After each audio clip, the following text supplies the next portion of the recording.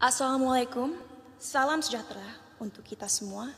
Om Swastiastu, Namo Buddhaya, salam kebajikan. Yang terhormat Pak Yakut Holil Kuomas, Menteri Agama Republik Indonesia. Yang terhormat Pak Nadiem Makarim, Menteri Pendidikan, Kebudayaan, Riset dan Teknologi Republik Indonesia. Yang terhormat Pak Muhammad Tito Karnavian, Menteri Dalam Negeri Republik Indonesia yang hari ini diwakili oleh Dirjen Polpum Bapak Dr. Bahtiar Masters of Science. Yang terhormat Pak Muhammad Ali Ramdhani, Dirjen Pendidikan Islam.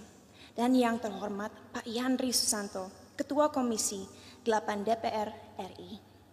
Yang terhormat semua tamu yang saya banggakan.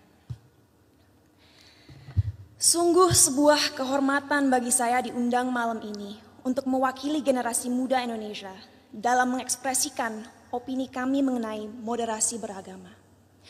Jujur saya tidak tahu kenapa saya yang diundang malam ini untuk hadir di sini, tapi saya harap pidato yang saya buat tadi malam bisa menggerakkan hati para hadirin hari ini. Sebagai generasi Z dan milenial, kamilah generasi yang akan bertanggung jawab dalam beberapa tahun ke depan atas arah yang akan diambil negara ini untuk menjadi negara yang lebih maju, modern, sejahtera, dan tentunya terkemuka di mata dunia. Thank you. Tapi nilai-nilai apa saja yang harus kita terapkan kepada masyarakat Indonesia agar mimpi-mimpi ini bisa terrealisasi? Pada saat ini, kita dalam situasi sulit, di mana adanya polarisasi dalam opini masyarakat. Terlihat jelas bahwa adanya ketidaksepakatan tentang apa yang dibutuhkan negara ini agar bisa benar-benar menjadi kesatuan yang kuat. Dalam satu sisi, generasi muda sekarang mempunyai keinginan besar untuk mempromosikan budaya dan identitas bangsa.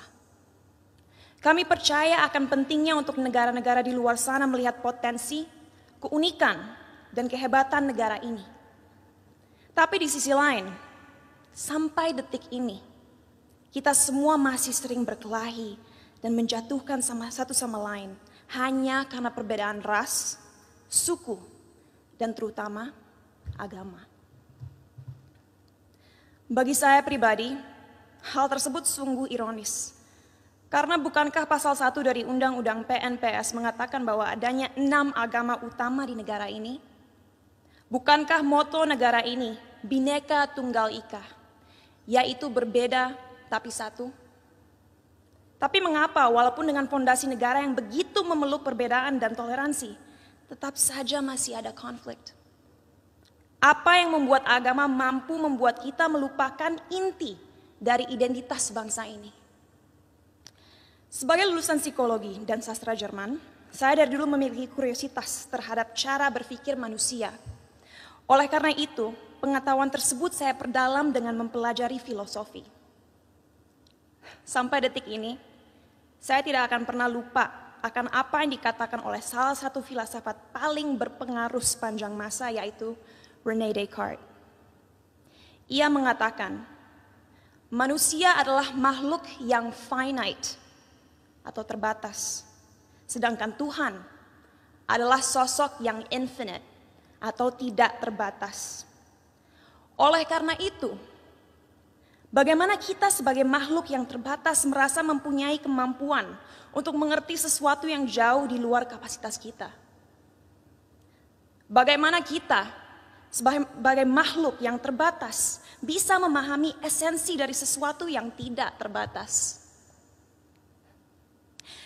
Inilah salah satu akar dari masalah yang kita miliki dalam masyarakat Indonesia sekarang. Karena pemahaman yang terbatas dan pemikiran yang tidak kritis, orang-orang terjebak dalam cara berpikir di mana mereka telah memanusiakan Tuhan. Merasa memiliki hak dalam mendikte kemauan Tuhan, merasa tahu pikiran Tuhan, dan merasa berhak bertindak atas nama Tuhan. Inilah yang akhirnya seringkali berubah menjadi sifat radikal. Dalam perbincangan saya beberapa waktu lalu dengan Habib Hussein Jafar, kami berdua sepakat bahwa bahaya yang masyarakat kita alami sekarang adalah mengatasnamakan Tuhan untuk kepentingan pribadi. Menyesatkan generasi penerus bangsa dengan prinsip hidup yang sebenarnya tidak ada dalam Holy Scriptures atau kitab suci agama. Kenapa bisa seperti itu? Karena kita kurang membimbing dan memberikan masyarakat tools yang dibutuhkan agar bisa memahami sebuah ajaran dengan akal kritis. Sehingga mereka menjadi tersesat dalam cara berpikir mereka dan lupa akan pentingnya menyeimbangi segala ilmu yang dipelajari dan dimiliki dengan nilai-nilai yang ada dalam budaya, sains, ataupun aliran pemikiran lainnya. Saat saya masih bersekolah dulu, saya ingat sekali diharuskan untuk membaca kitab suci berbagai agama dari segi literatur dan juga filosofi. Sehingga saya diberikan kesempatan untuk bisa memahami keindahan setiap agama dan sadar bahwa pada akhirnya fungsi terbesar agama adalah satu, yaitu untuk membimbing kompas moral manusia, untuk mengingatkan manusia bahwa kita harus memperlakukan satu sama lain dengan hormat, bahwa kita harus bersyukur dan bahwa kita semua harus sadar bahwa waktu kita di dunia ini hanyalah singkat dan terbatas. Oleh karena itu, ingatlah untuk selalu menjadi seseorang yang rendah hati dan siap membantu satu sama lain. Jadi, apa yang harus dilakukan ke depannya agar bisa melawan segala kebohongan yang ada? Apa yang kita bisa lakukan untuk memberdayakan rakyat bangsa ini? Saya rasa jawabannya cukup jelas.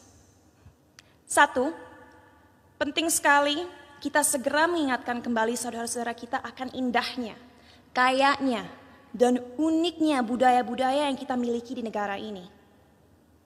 Sejak usia dini penting kita mengenalkan budaya negara ini tidak hanya di sekolah, tapi juga melalui media dan semua platform digital yang ada.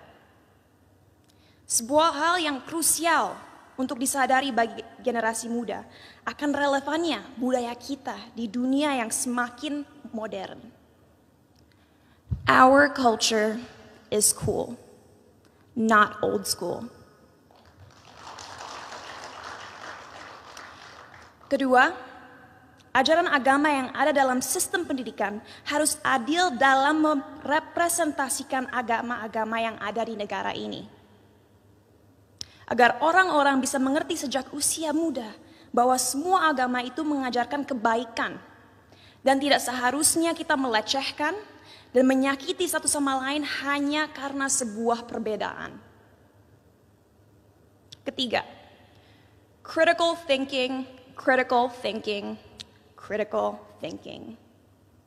Ajarkanlah adik-adik kita untuk membaca dan mempelajari segala sesuatu dari berbagai sudut pandang. Biarkanlah mereka bertanya. Tumbuhkanlah rasa ingin tahu mereka sehingga mereka tidak mudah dipengaruhi dan dijajah pikirannya. Dan terakhir, gunakanlah teknologi yang semakin canggih sebagai alat yang dapat terus menyebarkan nilai-nilai toleransi. Agar negara ini bisa kembali menjadi Indonesia sejati.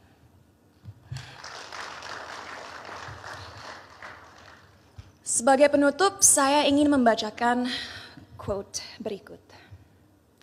A people without knowledge of their past, origin, and culture is like a tree with no roots. Tanpa fondasi yang kuat, tidak akan ada bangsa yang bisa bertahan. Oleh karena itu, ayo kita bersama-sama menjelmakan lambang Garuda dimanapun kita berada. Mari kita taat dalam beragama agar menjadi manusia yang bermoral, tapi mari kita juga merangkul budaya Indonesia untuk membimbing identitas bangsa. Terima kasih, salam sejahtera bagi kita semua.